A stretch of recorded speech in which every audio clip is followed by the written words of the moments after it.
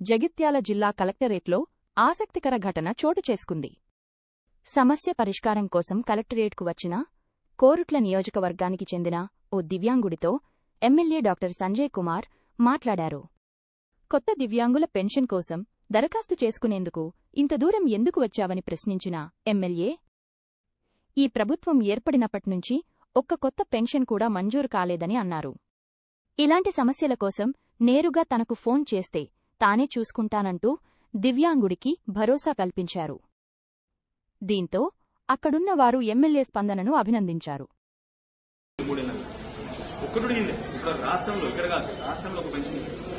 మేము మొత్తుకునేది వితంతువులన్నా వికలాంగుల కన్నా ఏదైనా పాపం వాళ్ళకి గడుస్తలేదంటే కూడా ఆగస్టు 15 తారీఖు తర్వాత ఇప్పుడు ఏమైందంటే కేసీఆర్ ఇచ్చిన పెన్షన్లని ఇప్పుడు కొన్ని చనిపోయిన ఉన్నారు కదా, అవన్నీ మనకి ఇవ్వబోతున్నారు ఆగస్టు 15 తారీఖు.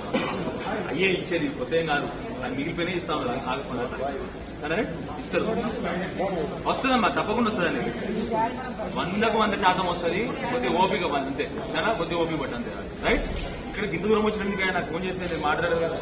సరే రైట్ రైట్ ఇంకేస్తుంది.